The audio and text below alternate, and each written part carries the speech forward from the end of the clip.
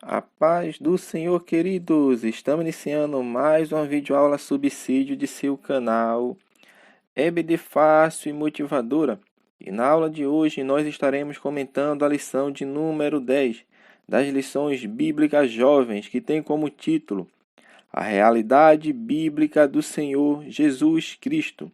Nós estamos dando prosseguimento aos nossos estudos bíblicos deste trimestre, o qual estamos comentando o tema O padrão bíblico para a vida cristã, caminhando segundo os ensinamentos das Sagradas Escrituras. E hoje chegamos na lição de número 10, a realidade bíblica do Senhor Jesus Cristo. Então, meus amados irmãos, nesta lição nós estaremos tratando da pessoa de Jesus Cristo. Porque nós sabemos que o mundo que nós estamos vivendo hoje, a nossa realidade hoje, com relação a Cristo, a gente percebe isso, que as pessoas têm um pensamento distorcido, ou seja, a perspectiva, a percepção que se tem hoje de Cristo é uma percepção que está distorcida, porque no pensamento humano distorce essas coisas, e nós estudamos sobre isso quando falamos sobre o pecado. Que o pecado desvirtuou, distorceu o verdadeiro conhecimento que se tinha de Deus. Então o homem procura muitas coisas fora do que está trilhado pelas Sagradas Escrituras. Então hoje a gente vê pessoas que sim acreditam em Jesus, mas não têm ele como Deus. Ou seja, para muitas pessoas Jesus é apenas um mestre moral. Jesus foi um judeu ilustre, foi um defensor das causas sociais. E há pessoas que até afirmam que Jesus era uma pessoa louca. Então é dentro desse contexto que nós vamos trilhar a nossa lição de hoje, porque nós vamos ver e entender e responder à luz das Sagradas Escrituras, ou seja, o que a Bíblia fala sobre Jesus. E o que isso vem a afetar nas nossas vidas?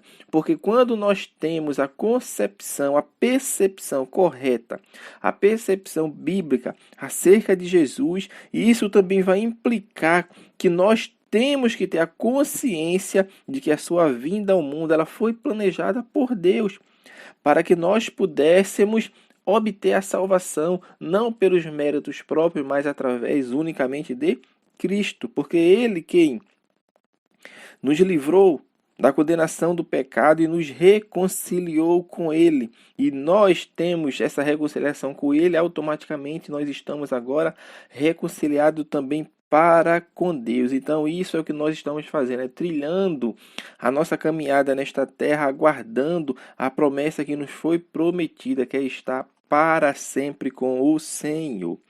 O primeiro ponto da lição, o autor vai falar quem foi Jesus. Ele estava com Deus. Neste primeiro subtópico aqui, nós vamos perceber que Jesus era antes de todas as coisas. E é justamente neste ponto que nós vamos frisar que, antes mesmo da criação, antes mesmo que houvesse a grandeza de medição, que nós chamamos de que? Tempo, em que nós contamos dias, nós contamos meses, nós contamos anos. Antes de tudo isso, Jesus já existia. João, quando começa o seu evangelho, que leva seu nome, o Evangelho de João, ele começa falando justamente sobre o Verbo de Deus. E ele fala que no princípio era o Verbo, e o Verbo estava com Deus, e o Verbo era Deus.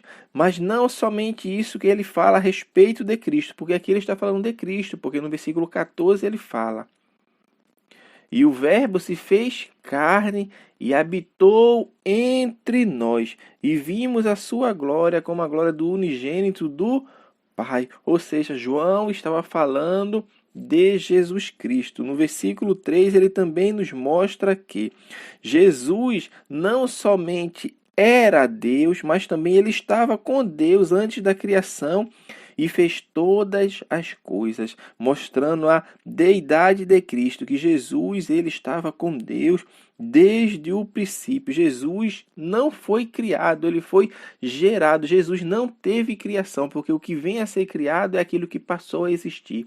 Mas Jesus não, Jesus sempre existiu, porque ele estava com Deus. Ele era Deus. ele fez todas as coisas. Então, a existência de Jesus, antes mesmo de todas as coisas serem criadas, é isso que João está destacando no início do seu evangelho. O subtópico 2, o autor vai falar sobre vinda anunciada por profecias. E é justamente isso que Deus fez ao longo dos séculos e registrou nas Sagradas Escrituras. Para que ninguém viesse a ter dúvida acerca da vinda de Jesus, o que aconteceu? Deus levanta profetas, levanta as pessoas que, através da revelação que Deus deu a essas pessoas profetizaram, ou seja, falaram de algo futuro, neste sentido aqui a profecia quanto ao futuro, sobre a vinda do Messias, ou seja, sobre o Cordeiro de Deus, conforme João escreve no seu evangelho, o Cordeiro de Deus que tira o pecado do mundo. E essa é uma expressão, meu irmão, conhecida no mundo judaico, principalmente a época que Jesus se fez carne, porque ele se fez carne e habitou entre nós. Deus planejou pedagogicamente os ensinamentos, tudo que ele entregou a Moisés para culminar com a vinda de Cristo. Ou seja, é estabelecido que a pessoa que pecasse, o pecado daquela pessoa seria coberto, vamos falar assim, perdoado, se aquela pessoa pagasse um preço. E que preço seria esse? O preço seria a sua própria vida, mas em substituição a isso, Deus instituiu os sacrifícios mosaicos, ou seja, as pessoas levavam ali um bezerro, um cordeiro, um novilho, levava ali uma pombinha ou uma rolinha. Tudo isso é óbvio dependendo da condição financeira de cada um.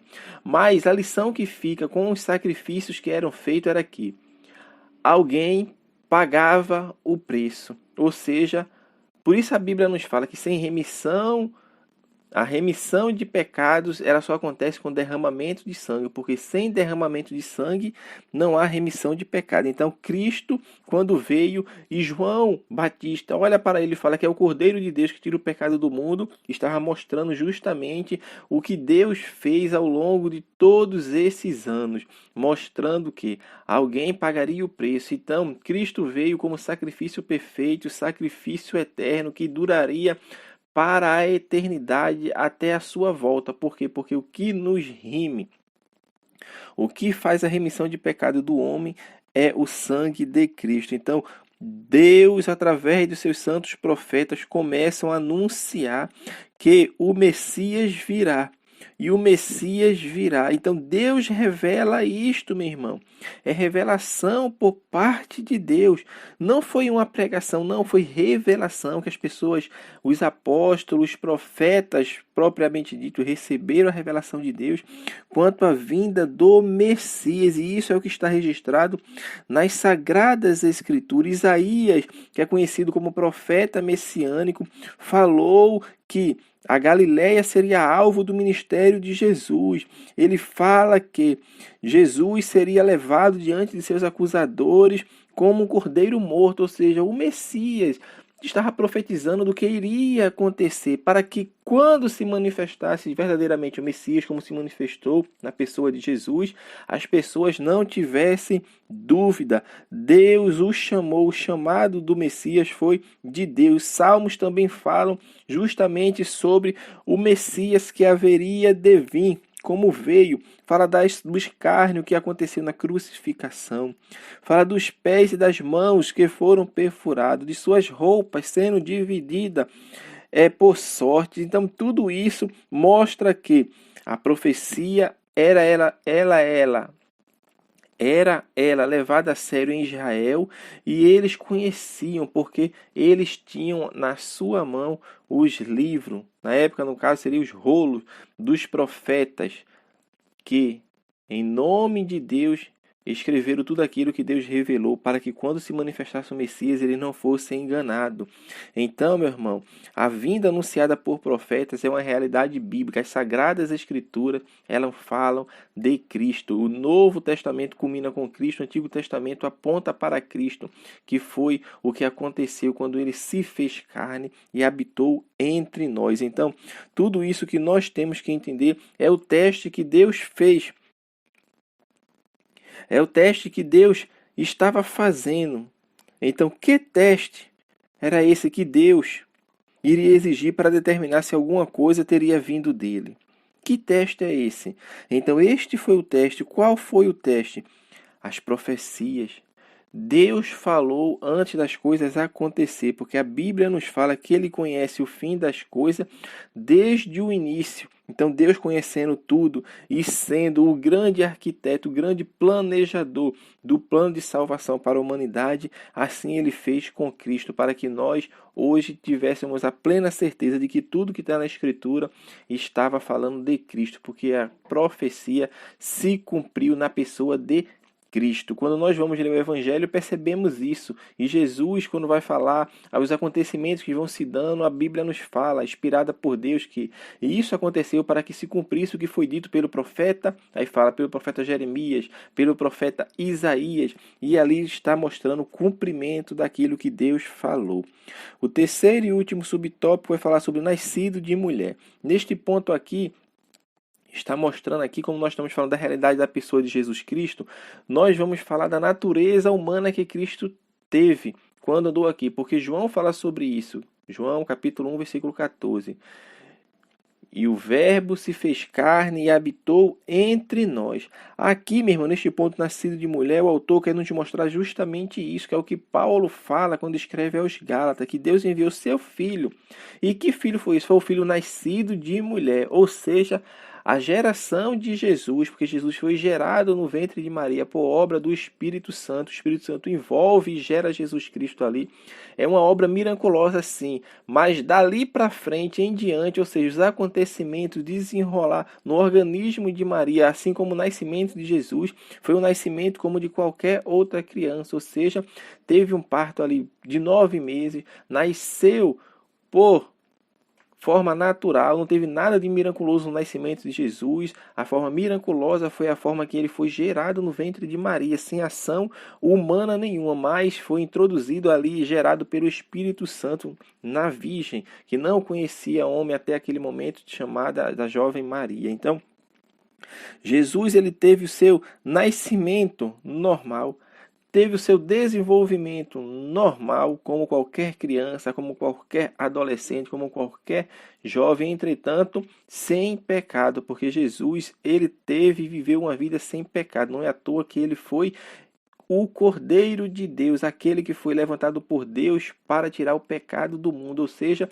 da mesma forma que acontecia na antiga aliança, que o Cordeiro tinha que ser apresentado sem mancha, sem defeito, assim mesmo foi Cristo aqui nesta terra. Então, neste ponto aqui, o autor vai frisar justamente sobre a realidade da natureza humana de Cristo, porque ele foi sim homem, ele encarnou, ele viveu, ele não era um espírito superior como muitas pessoas tentaram introduzir até a época dos apóstolos, principalmente ali no 2º século em diante, como hoje também acontece, mas que Cristo veio em carne. Isso ele fala, até quando ele ressuscita, ele fala para Tomé: Tomé, vê minhas mãos, vê os meus pés, sou eu mesmo, tocai e me vede.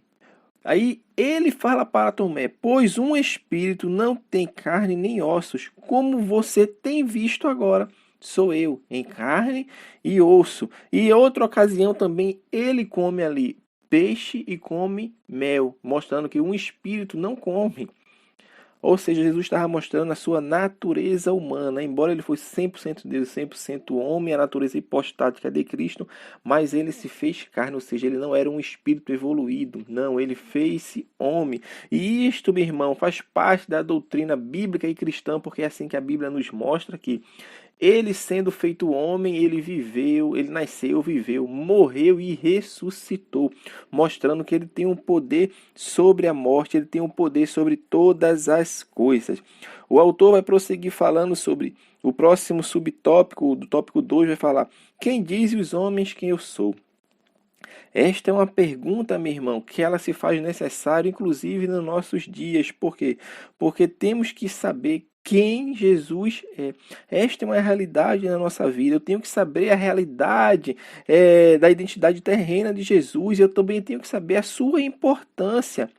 Pois como é que os homens viam que Jesus era naquele dia, faz a diferença para nós hoje. Quem era Jesus? Quem foi Jesus? Quem os homens dizem que Jesus é? Então havia pessoas ali que consideravam Jesus sim como filho de Deus. Havia. E havia outras, mas como um arruaceiro. Não é filho de Deus, é um arruaceiro. É uma pessoa que está andando de cidade em cidade causando tumulto. Tinha várias concepções. E chega um dado momento que Jesus faz essa pergunta justamente aos seus discípulos. Jesus pergunta: quem dizem os homens que eu sou? E as pessoas ali, os discípulos falam, umas pessoas dizem que você é Jeremias, outros falam que você é João Batista, que ressuscitou, talvez alguns dos profetas. Esta era a concepção que as pessoas tinham de Jesus, as pessoas que não estavam seguindo a Jesus. E isso também é importante, mas Jesus não para por ali. Jesus fala, e vocês, quem dizem que eu sou? Ou seja, a pergunta também ela é feita não só para aqueles que estão lá fora, mas também é feita para aqueles que estão dentro do convívio de Cristo. E Jesus perguntou isso, quem vocês dizem que eu sou? Dentro dessa concepção, nós que somos já salvos em Cristo Jesus, sabemos quem é Cristo. Porque Pedro fala, não que ele tenha a concepção fundamentada de si, mas o Espírito Santo fala para ele, o Pai que revela. A revelação de Deus na nossa vida faz-nos conhecer Jesus, assim como Pedro reconheceu, que tu és o Filho do Deus vivo, Deus Altíssimo. E Jesus fala que não foi nem carne nem sangue que te revelou, mas meu Pai que está no céu. Ou seja, a revelação de Cristo na vida do crente ela acontece através de Deus. E nós sabemos quem é o Cristo, mas o mundo não sabe quem é Cristo. Por isso o mundo fala, como o autor coloca aqui, que Jesus era um louco. Jesus era um louco. É uma concepção totalmente fora dos parâmetros bíblicos, porque a Bíblia é sagrada como uma fonte de inspiração única. De Deus ali, que é a fonte, que é a palavra inspirada de Deus, a palavra santa de Deus, a palavra inerrante, a palavra soberana, a palavra inefável de Deus, que nos mostra como Cristo era. Então, algumas pessoas falam que Cristo talvez fosse um louco que viveu aquela época, como muitos outros que apareceram. Mas essa realidade ela não se firma, porque a loucura ela não combina com as características que se tem de Jesus, tanto nas Sagradas Escrituras, quanto por pessoas que não professam a Cristo, que era um homem conhecido, onde até as crianças tinham o gosto e o prazer de estar próximo a ele. Era uma pessoa que pregava ali, ensinava ajuda, humildade, caridade, amor, bondade, misericórdia. Então não tem como a pessoa falar que aquele ser, aquela pessoa que estava aqui, não estava em seu perfeito juízo. Ou seja, é uma afirmação de afirmar que Jesus estava louco, que não condiz com a realidade, com as características que ele expressou quando esteve aqui na terra. E a Bíblia também vai nos mostrar justamente isso, que Jesus ali, por onde ele andava, as pessoas tinham o prazer de o seguir, de ir atrás dele, de conviverem com ele. Como eu falei anteriormente, as crianças procuravam a Cristo, queriam estar próximas a Cristo. Outro ponto que o autor vai falar é que algumas pessoas afirmam que Jesus era mentiroso. Mas será que isso de fato acontecia? Porque a realidade é que nós temos que entender que uma pessoa que está mentindo, meu irmão, ele pode enganar muitas pessoas e algumas pessoas, mas não todas as pessoas. E na Bíblia Sagrada e na história nós percebemos que Jesus, em momento algum, meu irmão, teve essa máxima sobre a sua vida, ou seja, porque como que uma pessoa mentirosa pode enganar tantas pessoas e não ter uma pessoa que vem ali contrariar tudo aquilo que ele falou de forma certa, sem estar ali levantando falso testemunho. Com Cristo não houve isso. Por isso nós falamos, você pode enganar uma pessoa por muito tempo, você pode enganar algumas por algum tempo, mas não pode enganar todas por todo o tempo. Essa é uma frase de Abraham Lincoln, que foi um dos presidentes norte-americanos. Então, meu irmão, se Jesus ele fosse um mentiroso, ele seria desmascarado. A questão é que não se pode enganar por muito tempo a grande quantidade de pessoas que o seguiam. As pessoas que viam seu milagre, as pessoas que presenciavam os sinais que ele fazia. Se Jesus levasse uma vida de mentira, meu irmão, claro e obviamente ele seria descoberto, mas ele abominava a mentira e confrontava aqueles que a praticavam, porque é assim que a palavra de Deus nos mostra. Por isso, quando ele se volta ali para os líderes religiosos, ele fala justamente para ele que vós tende por pai o diabo e quereis fazer os desejos de vosso pai. Ele foi homicida desde o princípio e não se firmou na verdade, porque não há verdade nele. Quando ele profere mentira, ele fala do que lhe é próprio, porque é mentiroso e é pai da mentira. João 8, capítulo 8, versículo 44. Então, meu irmão, Jesus, ele sabia quem ele era. E para que os seus ouvintes não tivessem dúvidas sobre a sua identidade, ele afirma em João, capítulo 14, versículo 6, que ele é o caminho, ele é a verdade, ele é a vida. Então, Jesus Cristo, meu irmão, não é um mentiroso, mas Jesus Cristo era Deus. Para encerrar esse tópico, ele exerce seu ministério entre pessoas cuja cultura havia sido modadas para crerem em um único Deus. Porque o povo hebraico, quando os judeus, vamos falar assim, quando é levado para o cativeiro, eles se libertam da idolatria. Por quê? Porque Deus fala para ele que Deus era o único digno de adoração. E isso, meu irmão, vem passando com o tempo, o povo aprende isso com a mão de Deus, quando Deus leva ele para o cativeiro babilônico e eles se libertam desta idolatria, ou seja, de adorar, de se curvar a outros deuses. Entretanto, meu irmão, eles estavam corretos, sim, em adorar o único Deus, sim, mas quando Jesus vem a eles, o que eles titubeiam em acreditar que Cristo, eles achavam que Jesus era um outro Deus. Ou seja, não poderia adorar Cristo porque adoraria somente ao Deus do céu, mas não entendia ele que Jesus, como nós falamos no primeiro tópico, era o próprio Deus. Por isso ele se ofendia quando Jesus perdoava pecados das pessoas. E eles diziam: quem é este que perdoa pecados? Porque somente Deus é que pode perdoar pecados. Eles estavam certos nisso, mas o erro que eles estavam era de não compreender e não entender que Jesus era Deus. Por isso Jesus perdoava pecados.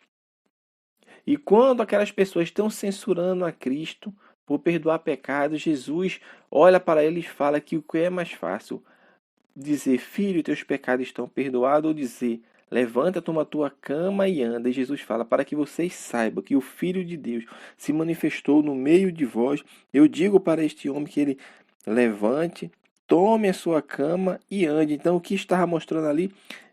As obras de Deus na vida de Cristo. Porque o Evangelho de João tem justamente, meu irmão, esta máxima de querer mostrar os milagres, 7 milagres que aparecem ali em João, se não me engano são 7, agora me fugiu da memória se são 7 ou 9, mas todos eles têm o objetivo de mostrar que Jesus é Deus.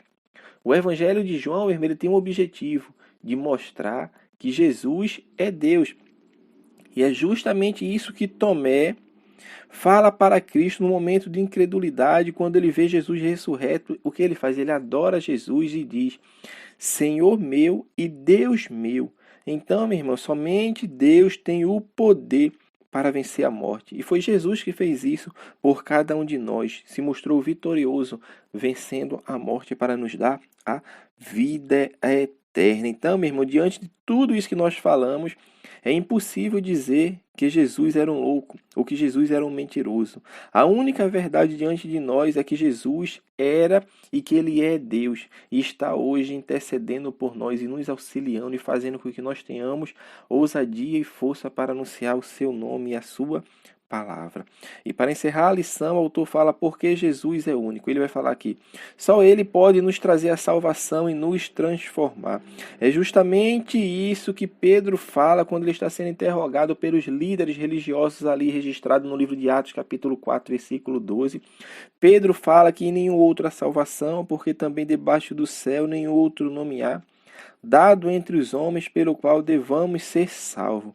E essa salvação é a salvação que transforma o homem. E Jesus vem e demonstra ser o único que recebeu o poder de Deus para salvar e transformar a humanidade. Então, meu irmão, o Evangelho de Cristo, Jesus Cristo, que nos trouxe a salvação. Isso está mostrado nas Sagradas Escrituras.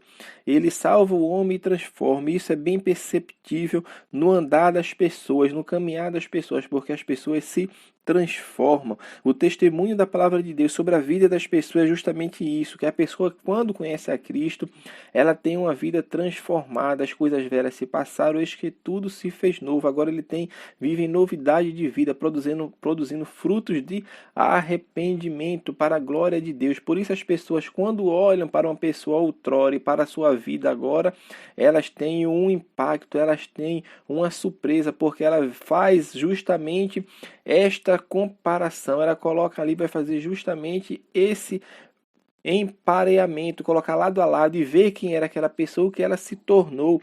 E as pessoas muitas vezes, no lugar de glorificar a Deus pela transformação que aquela pessoa deixou de ser um drogado, deixou de ser uma prostituta, um prostituto, de uma pessoa bêbada, de uma pessoa viciada e agora se transformou em uma nova vida, não.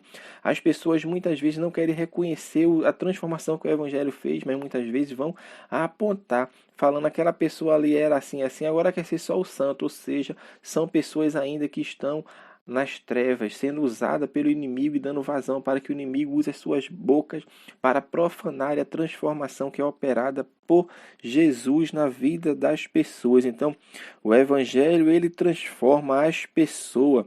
O Evangelho, ele salva, porque é isso operado através de Cristo, que nos trouxe a salvação e transforma o homem e faz com que ele seja uma nova criatura e que o testemunho dele seja manifesto para todas as pessoas. O autor vai encerrar a lição falando que só ele nos concede seu Santo Espírito. Neste ponto aqui vai falar justamente sobre aqueles que recebem a Cristo, recebem a salvação.